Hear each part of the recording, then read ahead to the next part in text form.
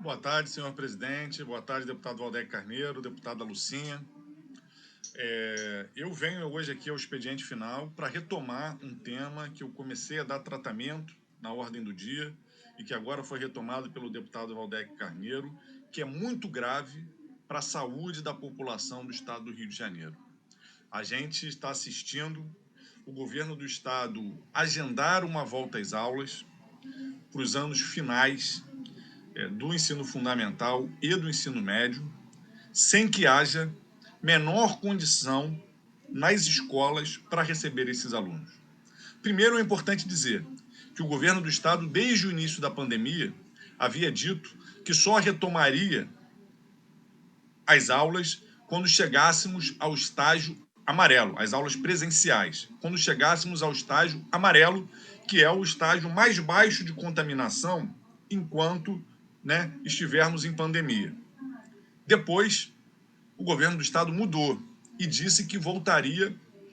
O governo do estado disse que só voltaria na bandeira verde, que é o estágio mais baixo, segundo a classificação estadual, que a gente tem durante a pandemia. Significa que os índices de proliferação do vírus estão sob controle, embora ele ainda esteja circulando na sociedade. Essa definição durou meses, até que, sem uma explicação com base científica clara, o governo anunciou que mudaria o critério e que poderia voltar ainda na bandeira amarela, que é a qual a gente se encontra. Só que a gente se encontra na bandeira amarela com uma tendência de subida. Nas últimas semanas, subiu 70% o índice de contaminação no estado do Rio de Janeiro.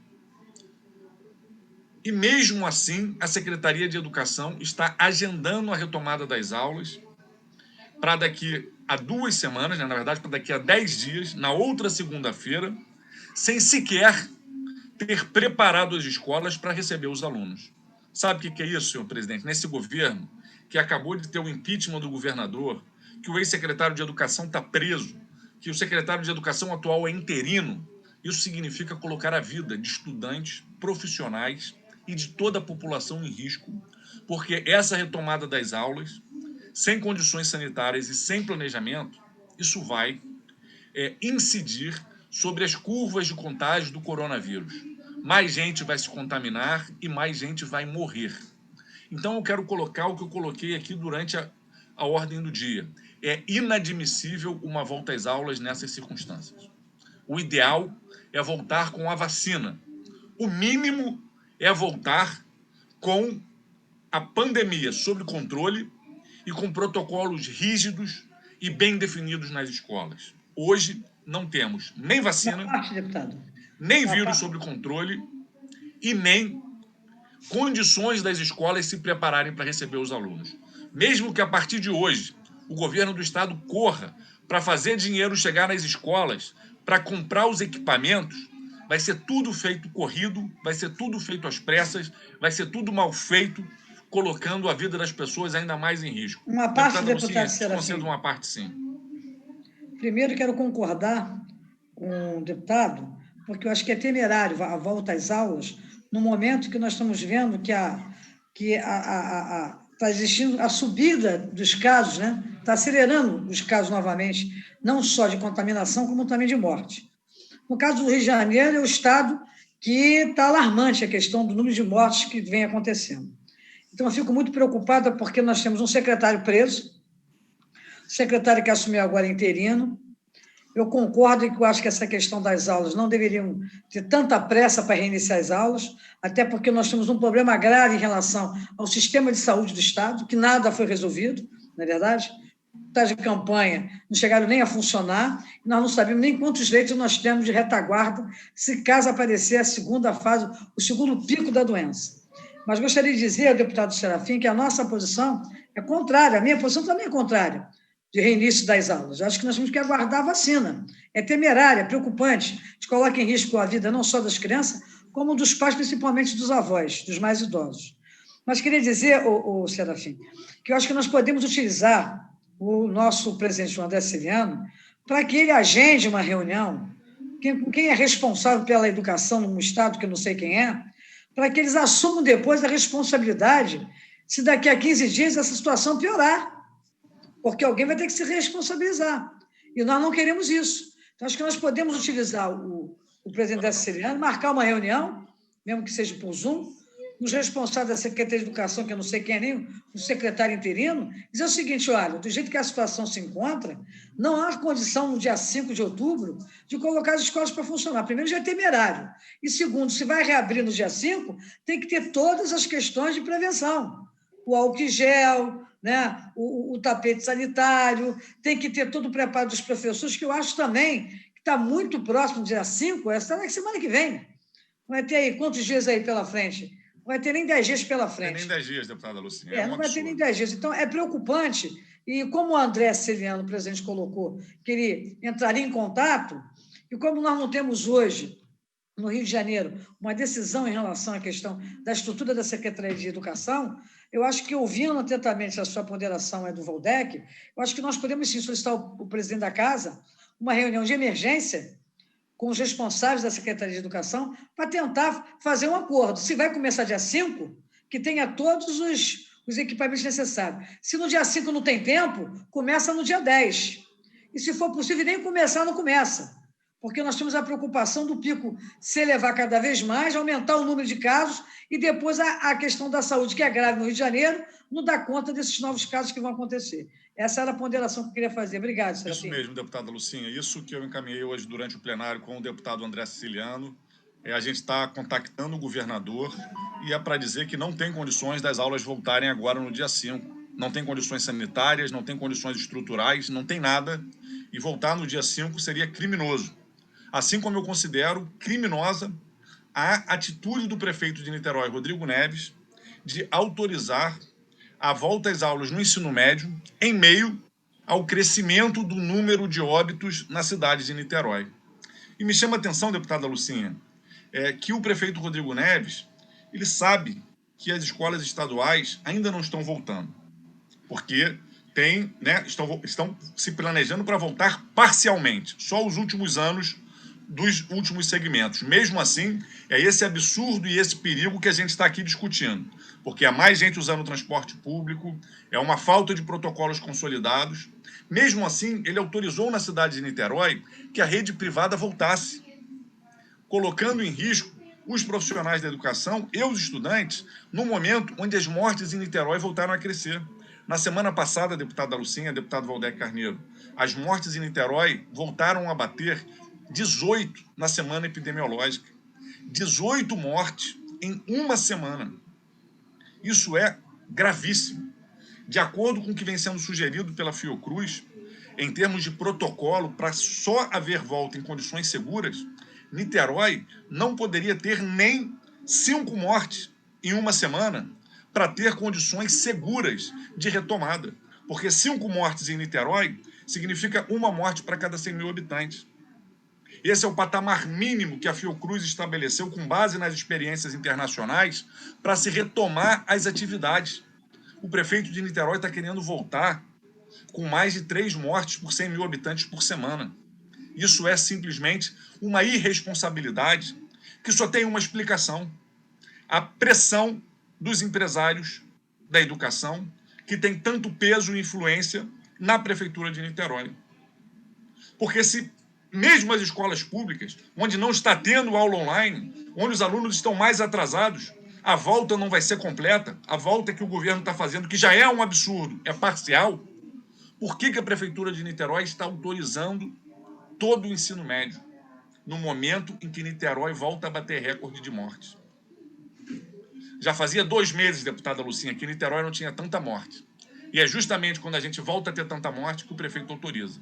Mas a Defensoria Pública do Estado do Rio de Janeiro, que não tem nos decepcionado. É verdade. Seguindo o posicionamento da grande maioria das famílias, seguindo o posicionamento conjunto, deputada Lucinha. Vários conselhos tutelares de Niterói, de forma inédita, escreveram uma nota conjunta levantando a temeridade, o perigo da volta às aulas nesse momento. Mas essa atitude da prefeitura, infelizmente, não me surpreendeu. Sabe por quê, deputada Lucinha? Porque a prefeitura de Niterói, que começou o enfrentamento à pandemia dizendo que ia acatar todos os protocolos de cuidado, começou o processo de abertura e flexibilização na cidade antes da maioria dos municípios, antes do próprio estado do Rio de Janeiro. Isso fez com que o pico do número de casos em Niterói fosse alcançado já no meio da flexibilização. Em Niterói, o pico do número de casos se deu já com a prefeitura em processo de reabertura. Mostra o tamanho da irresponsabilidade. Fez aquilo, naquela época, contrariando o comitê científico que auxilia a própria prefeitura. Assim como agora, mais uma vez, o comitê científico disse: não tem condições de abrir a escola. A prefeitura de Niterói foi e, mesmo assim, definiu a reabertura das escolas de ensino médio. E, de forma cínica, disse, sabe o quê? Pode reabrir, mas desde que garanta para as famílias que não queiram mandar seus filhos, que continue as aulas remotas. Prefeito Rodrigo Neves, deixa de ser cara de pau. É lei dessa Casa Legislativa que está em vigor o direito aos alunos de toda a educação básica que, quando voltarem às aulas presenciais, enquanto não tiver vacina, não será obrigado a voltar. Então, não finja que está fazendo uma concessão para as famílias, o que é uma lei em vigor aprovada por essa casa. As famílias já têm esse direito. O prefeito não está preservando a vida de ninguém. Pelo contrário, o que ele está fazendo é expor a vida dos profissionais, é expor a vida dos estudantes e suas famílias ao definir essa volta às aulas presenciais. E eu quero falar que a Secretaria do Estado de Educação, o senhor Pedro Fernandes, cometeu um erro muito grave, que foi gerir a rede permitindo que ela se dividisse.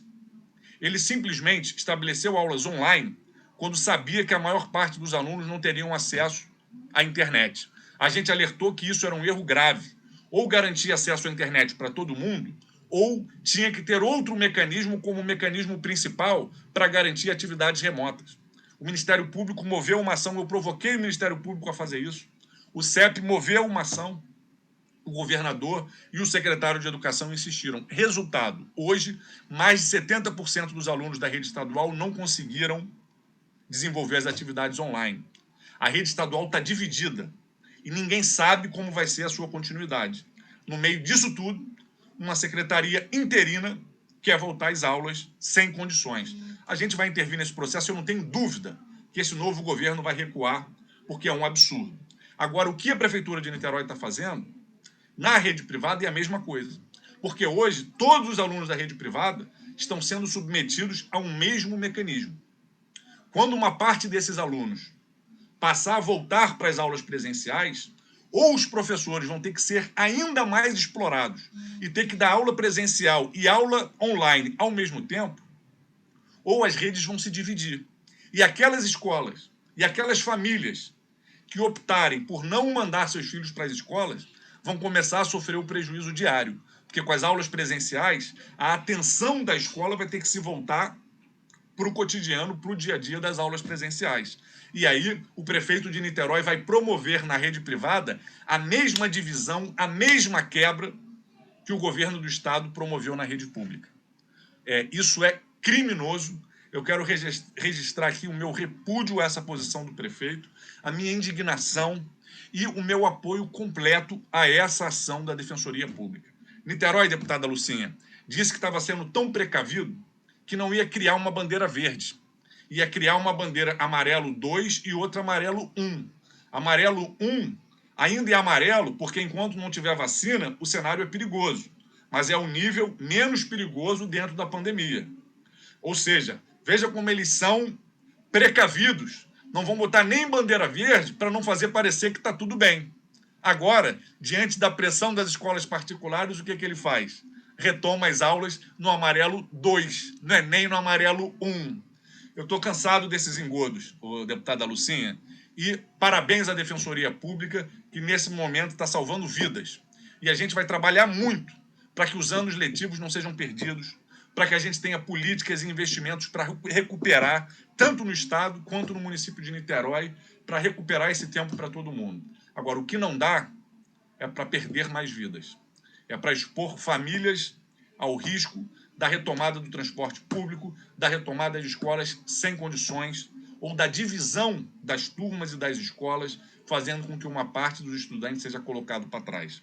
Se a gente tiver consciência que todos os estudantes estão na mesma situação, a gente pode desenvolver políticas públicas efetivas para garantir a retomada do processo de ensino-aprendizagem, para resolver essa situação desse ano letivo de 2020, tão difícil, está no mundo inteiro, não é só no Brasil.